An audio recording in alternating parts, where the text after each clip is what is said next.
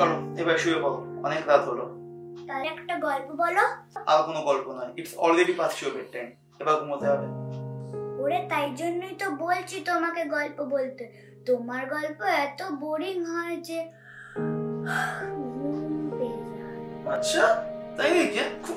খুব বলি ফুটেছে, খুব বলি ফুটেছে। আর কোনো দেরি না, এবার ঘুমোতে হবে। Good night. Bad night.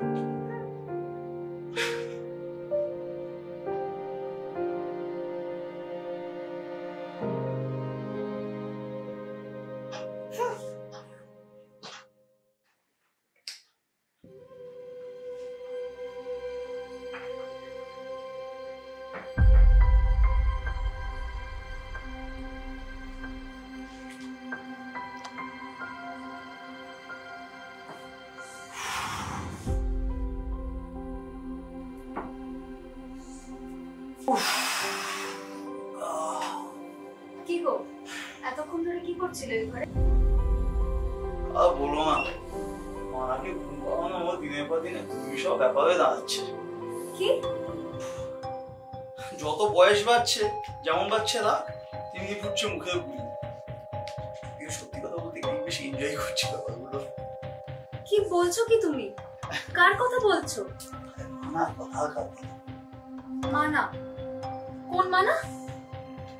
তুমি কটা মানাকে চেনো? আমি একটা মানাকেই চিনি, আর সেই জন্যই তোমাকে এই প্রশ্নটা করছি। মানে একটা মানা বলতে আমি আমাদের একমাত্র মেয়েকেই চিনতাম, 4 বছর আগে করোনাতে মারা গেছে। কি বলছো? মাথা ঠিক আছে তো? আমার মাথা একদম ঠিক আছে, কিন্তু যে মানুষটা বলে সে তার 4 বছরের মৃত মেয়েকে সবেমাত্র ঘুম পাড়িয়ে এলো, তার মাথা কতটা ঠিক আছে সেটা যথেষ্ট প্রশ্ন সাপেক্ষ।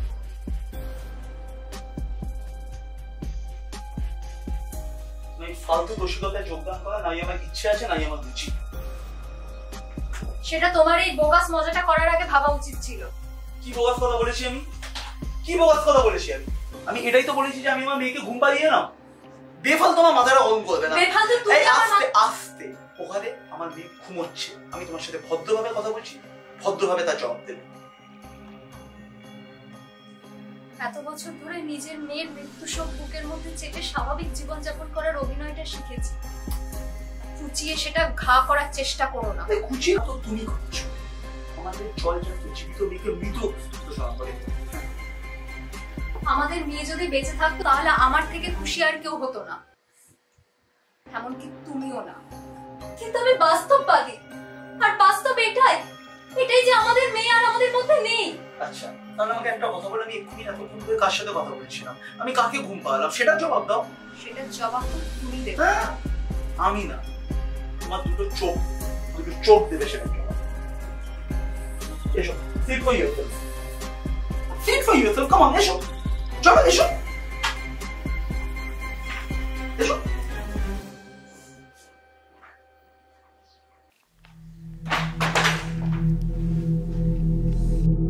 কি হলো বাবা? কিছু না, আসলে তোমাকে নিয়ে তোমার মায়ের সাথে আমি একটা বেট লড়েছিলাম and I won। কিন্তু সেটা কি করে পসিবল বাবা? মা তো 4 বছর আগে শিখ হয়ে গডের কাছে গিয়ে স্টার হয়ে গেছে। তুমি মায়ের সাথে কি করে কোনো বেট লড়তে পারো?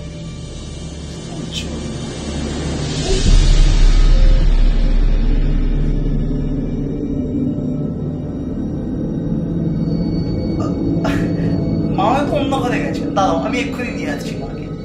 ঠিক আছে, আসছি এক্ষুনি।